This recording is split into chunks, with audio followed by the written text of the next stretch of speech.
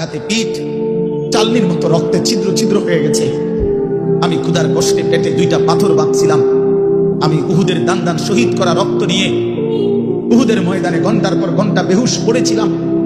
আমার ঘরের চুলায় 3 মাস লাগাতার আগুন জ্বলে নাই, রান্না করা কোনো খাবার আমি নবী খাই নাই। বিনিময়ে আজ তুমি কি আমল নামা নিয়ে আসছো? এই আমল নামাতে ফজরের নামাজ কই? এই আমল নামাতে 30 বছর তুমি আমার উম্মত, 30 বছর সুদ খাইলা। তুমি আমার উম্মত, তোমার স্ত্রী কোনোদিন পর্দা করে নাই। তুমি আমার উম্মত, তোমার ঘরে প্রতিদিন রঙিন টেলিভিশন চলে। তুমি আমার উম্মত হয়ে 60 বছর কেমনে বিড়ি সিগারেট খাইলা?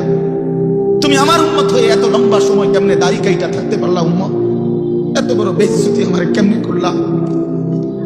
এটা কি আনছো উম্মত? আমি এটা কি আমল নামা?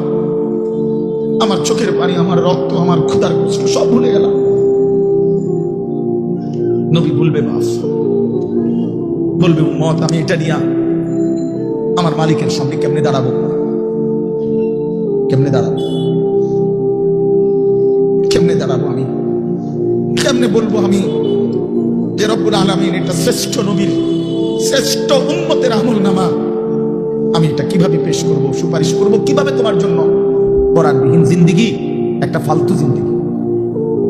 কোরআন তেলাওয়াত করতে পারে না, একেবারে দেখে দেখেও আল্লাহর কোরআন পড়তে পারে না, এটা ফালতু মুসলমান, একদম ফালতু লোক। এটা বাজে মানুষ, আকামলা লোক। বাপ কতটি খায় আর ঘুম যায়। আসছে দুনিয়া শিখতিয়া ঘুম যায়। তুমি চিনছে বাতের থালা, ফাঙ্গাস আর তেলাফিয়া, বুঝেন নাই? এটাই চিনছে, দুনিয়া চিনছে। ভাত, মাছ, বিল্ডিং, ঘর, দালান, পেশাব পায়খানা, যৌন চাহিদা পূরণ, জিফুত লইয়া কাবজাব, খালাস। এইটাই মনে করছে সে জীবন। অথচ এইটা কাফের মুশরিকদেরও জীবন, এটা জন্তু জানোয়ারেরও জীবন। সমস্ত বেঈমানও এই খাদ্য পানীয়, আহার নিদ্রা, কামাই রোজগারি, যৌন চাহিদা পূরণ, পেশাব পায়খানা, ঘুম ইত্যাদি নিয়েই ব্যস্ত। জন্তু জানোয়ারও এগুলো পূরণ নিয়ে ব্যস্ত। তা আমি যে মুসলমান, আমার আলাদা বিশেষত্ব কি? আমার আলাদা গুণাগুণ। ভাত খানার নাম নিয়ে মুসলমান, বলেন। ঘুম যাওয়ার নাম নিয়ে মুসলমান। তো তাই বিল্ডিং করছেন আপনি? আমি একটা বিরাট মুসলমান হুজুর, আল্লাহর রহমতে 6 তলা বিল্ডিং করছি। আপনি 6 তলা বিল্ডিং করছেন? এই 4 তলা, 6 তলা, 10 তলা এই সমস্ত বিল্ডিং আমাদের বাংলাদেশে যেগুলো, ইউরোপ আমেরিকা এগুলো তো কোনা তো ধরেন, গরু গরু মনে করে। এগুলোর তো তারা গরু গরু মনে করে। আমার একজন পরিচিত আছে, জাপানের থাকে। উনি আমার বলছে, হুজুর আপনারা যে সমস্ত প্রাইভেট কারে চলেন, এগুলো দিয়ে আমাকে জাপানে ছাগলটা নেই, ছাগলটা নেই। এইখানে এগুলাতে আমি যদি বলি, মিয়া চিনেন কত বড় বক্তা, প্রাইভেট কার দিয়ে আসছি, ঠিক খামখেয়ালি মনে করছেন মিয়া? তো এটা কি আসলে? প্রাইভেট কার দিয়ে আইলে কি? প্রাইভেট কার দিয়ে তো ছাগলটা নেই। তার মানে এখানে আহামরি কিছুই না, কিছুই না। এজন্য বাপ, মুসলমানের সন্তান আমরা। আমি একজন মুসলমান আজ এত বছর ধরে, অথচ আমি আমার মালিকের কোরআন পড়তে পারি না, আমার মালিকের নামটাই সুন্দর করে নিতে পারি না, আমার রসুলের শেখানো একটা দোয়া মুখস্থ বলতে পারি না। এর চাইতে দুর্ভাগ্য, বদনসিব আর কি হতে পারে? এর চাইতে ফালতু জীবন আর কি? যে তার মালিকের নামটাই নিতে পারে না, যে তার মালিকের কিতাবই পড়তে পারে না, যে রাসূলুল্লাহ সাল্লাল্লাহু আলাইহি ওয়াসাল্লামের শেখানো দোয়াই পড়তে পারে না, যার কলিজার ভিতরে আল্লাহর কোরআনই নাই, তার জীবনটা একেবারে একটা বেহুদা জীবন। একেবারে পরিষ্কার হাদিস, রাসূলুল্লাহ সাল্লাল্লাহু আলাইহি ওয়াসাল্লাম বলেন, ইন্নাল্লাযী লাইসা ফী জাওফিহি শাইউম মিনাল কোরআন কাল বাইতিল খারিব। নবী সাল্লাল্লাহু আলাইহি ওয়াসাল্লাম বলেন, যার অন্তরের মধ্যে আল্লাহর কোরআন নাই কিছু পরিমাণ, তো সে একটা বিরান ঘরের মতো, সারা বাড়ি আলগা বাড়ি। যে বাড়িতে মানুষ থাকে না, কুকুর বিড়াল থাকে, গরু ছাগল থাকে, যেই বাড়িতে সাপ বিচ্ছু থাকে, এখন আর মানুষ থাকে না, মানে বিরান ঘর। এটা ফেলে দিছে আর কি। এই ঘরে এরা নতুন ঘর বাইন্দা মনে করেন চলে আসছে। এখন ওই পুরান ঘর যেটা আলগা পড়ে আছে, এটার মধ্যে এখন আর মানুষ কেউ থাকে না। তো এটার মধ্যে আপনার কুকুর বিড়াল থাকে, সাপ বিচ্ছু থাকে, এই সমস্ত পোকামাকড় থাকে। এটারে কয় বাইতুল খারিব, বিরান ঘর, সারা বাড়ি। আপনারা কি করেন আমি জানি না, আপনাদের অঞ্চলে কি বলে সারা বাড়ি, বুঝছেন তো কথা এটা না? কত সারছে বুঝলেই। এই সারা বাড়ি রাসূলুল্লাহ সাল্লাল্লাহু আলাইহি সাল্লাম বলেন, যেই দিলে আল্লাহর কোরআন নাই ওইটা গরু ছাগলের ঘর, ওখানে মানুষ থাকে না। সেই দিলে মানুষ থাকে না, জন্তু জানোয়ার থাকে, সাপ বিচ্ছু থাকে। সেই দিলের মধ্যে চতুষ্পদ জন্তু জানোয়ার থাকে, মানুষ থাকে। এই জন্য কোরআনুল কারীম বিহীন মানুষ হয় না, কোনো সিস্টেম নেই। সেজদাবিহীন মানুষ হয় না, যার মধ্যে সেজদা নাই ওই মানুষ না। সুতরাং ও মানুষ, উলাইকা কাল আনআম, সে চতুষ্পদ জন্তু অথবা তার চাইতে নিকৃষ্ট, মানে অথবা তার কোনো পরিচয়ই নেই। চতুষ্পদ জন্তু তো একটা লেভেল হয়েছে, তো গরু ছাগল না, গরু ছাগল না বলে কি না কিও না, বুঝেন না আপনি কথা? আপনি যদি বলেন যে তো গরু ছাগলও না, তাহলে এতে কি না, এতে কিও না, কিচ্ছুই না, কিছুই না। এটা মানুষও না, জানোয়ারও না, প্লাস্টিকও না, হাত পেনো না, এটা কিচ্ছু ফালতু জিনিস। হ্যাঁ,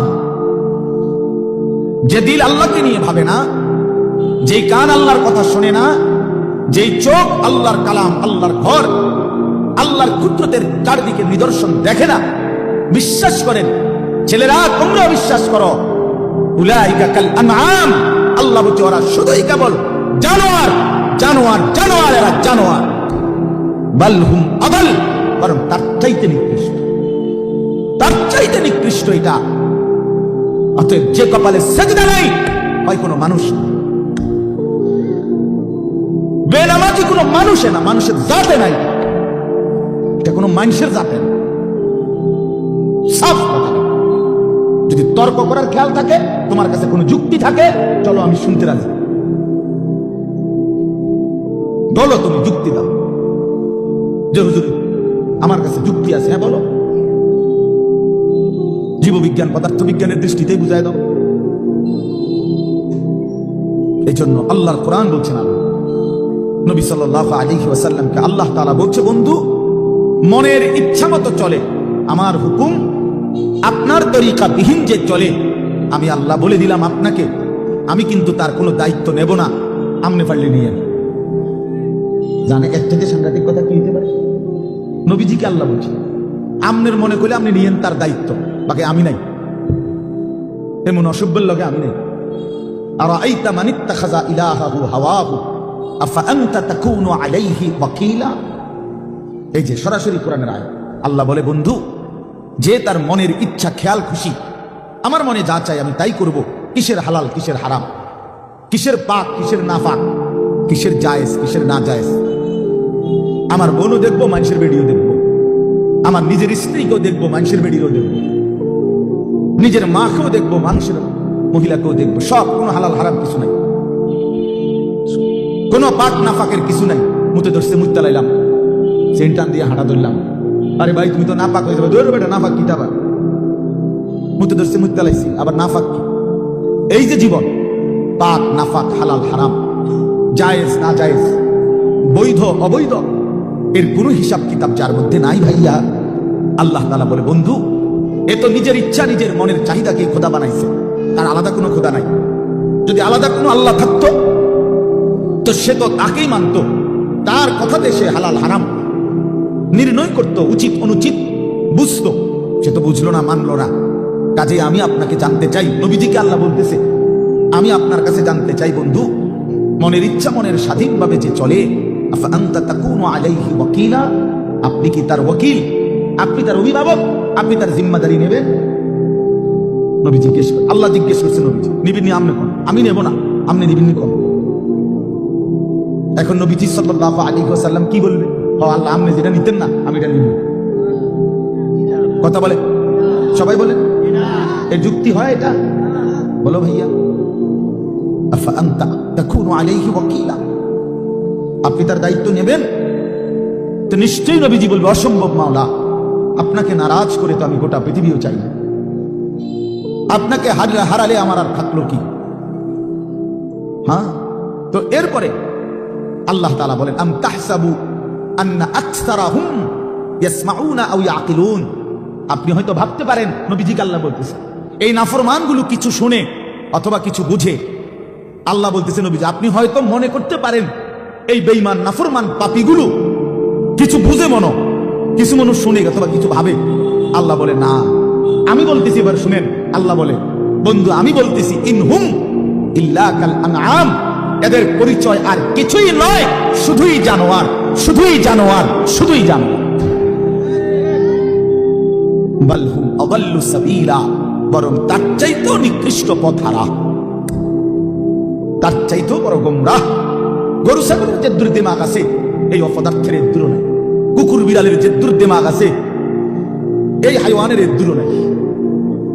কুকুর মনিব চিনে, বিড়াল মনিব চিনে, শুকর মনিব চিনে, গরু ছাগলও মনিব চিনে, কিন্তু এই জানোয়ার মনিব চিনে না। 30 বছর এই জানোয়ার মনিবের সাথে যুদ্ধ করে, 30 বছর সুদ খায়, 30 বছর ধরে মিথ্যা বলে, 30 বছর ধরে ওজনে কম দেয়। খোদার 365 দিনের এক বছরে কোন দিন ফজরের নামাজ পড়ে না। এই জানোয়ার কুকুর বিড়ালের চাইতো নিকৃষ্ট জানোয়ার।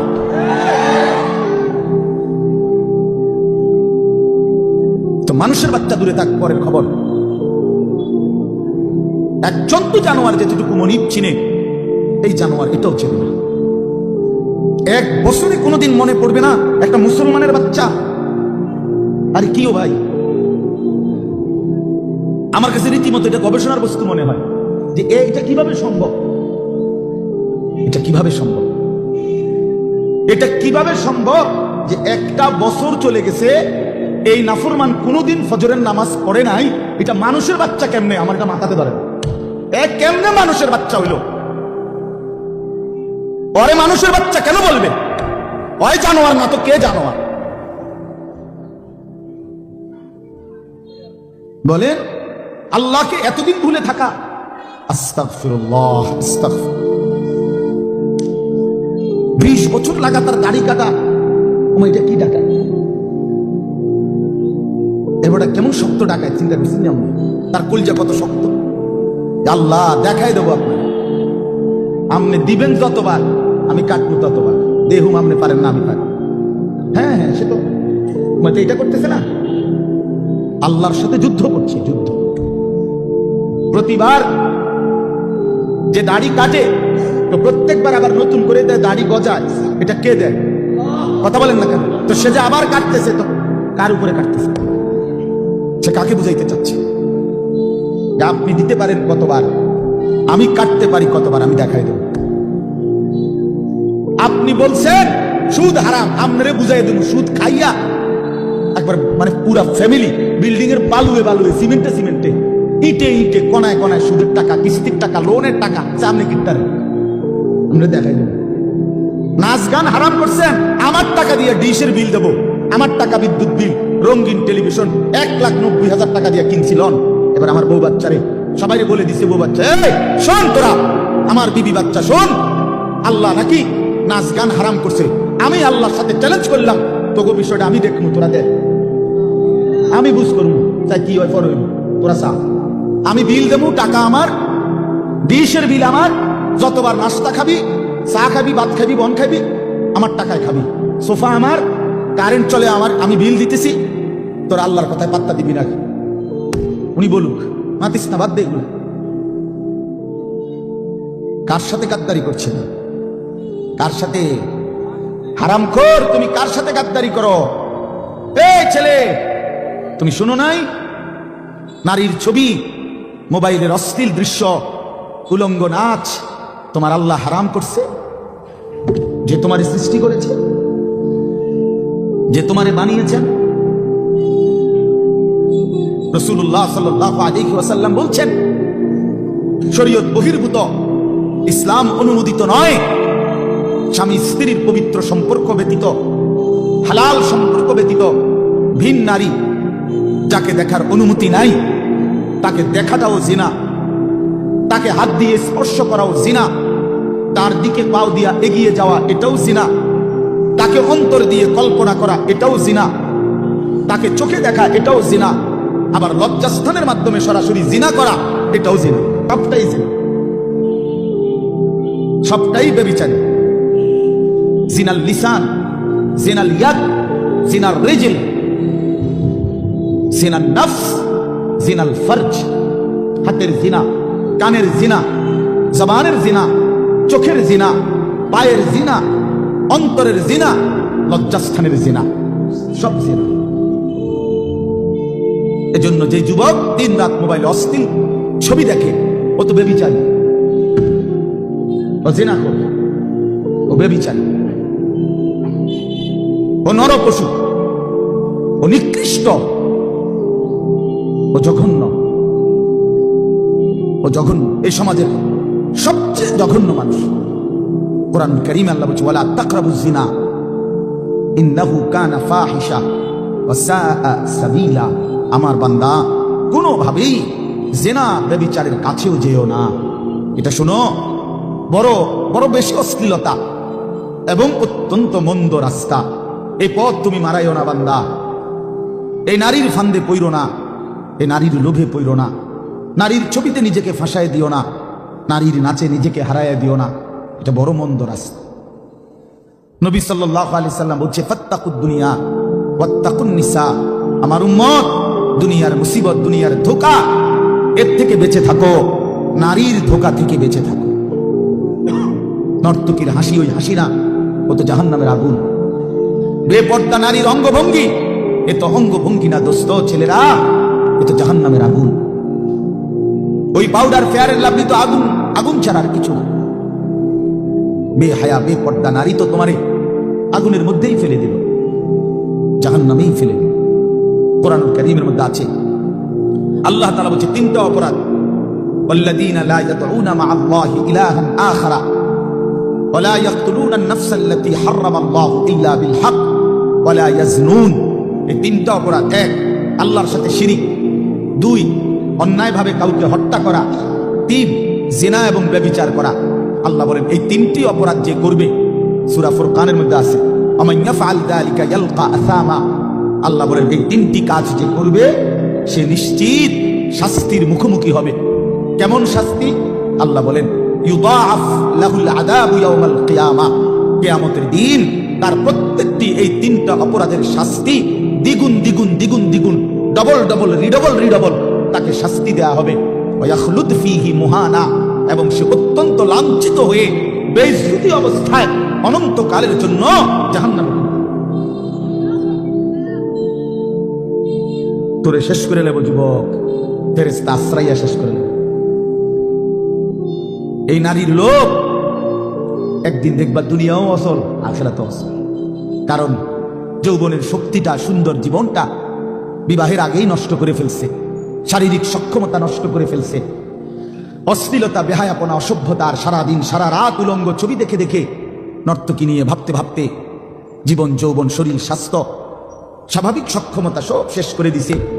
একদিন দেখে দুনিয়াতেও অপদার্থ, আখিরাতেও অপদার্থ, আর কোনো কাজে লাগে না। এজন্য ফিরে আসো ভাইয়া, যে কয়জন ছেলে আছো ফিরো ভাইয়া। আল্লাহ বলছেন, ইল্লা মান তাবা। অসাধারণ কথা আল্লাহ বলছেন, ওয়া আমানা ওয়া আমিলা আমালান সালিহান ফাউলাইকা ইউবাদদিলুল্লাহু সাইয়্যাতিহিম হাসানাত। বাহ! মালিক বলে, হ্যাঁ তবে শোনো, শিরিক করলে বলছি ডবল ডবল শাস্তি দেব, অন্যায়ভাবে কাউকে হত্যা করলে বলছিস ডবল ডবল শাস্তি দেব, জিনা ব্যভিচার করলে ডবল ডবল শাস্তি দেব, লাঞ্ছিত করে জাহান্নামে ফেলে দেব। তবে যে ব্যক্তি তওবা করলো, আমি আল্লাহর সবগুলো কথায় বিশ্বাস করলো এবং পুরা দমে নেক আমল শুরু করে দিল, আল্লাহ বলেন আমি ওয়াদা দিলাম তার পেছনের সব গুনার পৃষ্ঠা আমি আল্লাহ নেকি দিয়া পূর্ণ করে দেব। যা বান্দা, সাফ, ভালো হয়ে গেছো, সাফ, পিছন ক্লিয়ার, যা পরিষ্কার করে দিলাম পিছন, এবং গুনার খালি পৃষ্ঠা যেগুলো মুছে দিছি এখন সেই জায়গায় নেকি দিয়া পূর্ণ করে দিলাম। ওয়া কানা আল্লাহু গফুরার রহিমা। আল্লাহ বলেন, যদি বলো বান্দা এতটা কেন করলেন মাওলা, এত মহানুভবতা কেন দেখালেন আল্লাহ? আল্লাহ বলে, জানো না বান্দা, আমি আল্লাহ তো হচ্ছি গফুরুর রহিম। আমি তো বান্দা শাস্তি দিতে পছন্দ করি না বান্দা, মাফ করে দিতেই তো বেশি পছন্দ করি, দয়া করতেই তো বেশি ভালোবাসি। ওয়া কানা বিল মুমিনিনা রাহিমা, আল্লাহ বলেন আমার মুমিন বান্দার প্রতি আমি খুব বেশি দয়াবান, খুব বেশি দয়াবান। অপেক্ষায় থাকি বান্দা কোনদিন যদি গুনার নাফরমানি ছেড়ে দেয় আর করবে না তো যদি ওয়াদা দেয়, লজ্জিত আর অনুতপ্ত হয়ে চোখের এক ফোঁটা পানি ফেলে দেয়, রাত গভীরেও যদি একাকী আমি আল্লাহকে ডাক দেয়, আল্লাহ বলে বান্দা আমি ওয়াদা দিলাম গাফারতু লাকা ওয়ালা উবালি, কোনো পরোয়া না করে তৎক্ষণাৎ আমি তোকে মাফ করে দেব। তুমি আইসো বান্দা, মনে পড়লেই আমার কাছে আইসো, ভুল বুঝলেই আমার কাছে আইসো, গুনাহ যদি ছেড়ে দিতে পারো আমার কাছে আইসো বান্দা। আর করবা না যদি বলতে পারো, মিথ্যা আর বলবা না, চুরি আর করবা না, জিনা করবা না, ব্যভিচার করবা না, সুদ খাইবা না, ঘুষ খাইবা না, হারাম নাফরমানির জিন্দেগি ছেড়ে দিয়ে আমি আল্লাহর কাছে আইসো। মনে রাখো বান্দা, গুনাহ যদি আসমান পরিমাণও হয়, আমার শর্ত মোতাবেক যদি আসো, আমি আল্লাহ এক নিমিষেই মাফ করে দেব। লাউ আন্না যুনুবাকা লাউ বালাগাত যুনুবুকা আনানাস সামা সুম্মা ইস্তাগফারতানি গাফারতু লাকা ওয়ালা উবালি।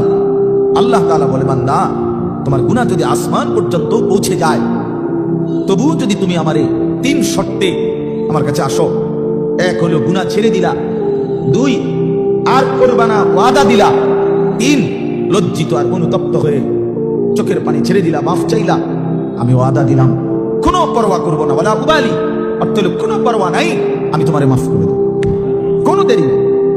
লাউ আন্নাকা আতাইতানি বিকিরাবিল আরদি খাতায়া লা আতাইতুকা বিকিরাবিহা মাগফিরা, যদি তুমি জমিনের বালুকণা পরিমাণ গুনাহ নিয়েও আসো, আমি সমপরিমাণ মাগফিরাত নিয়ে আসবো।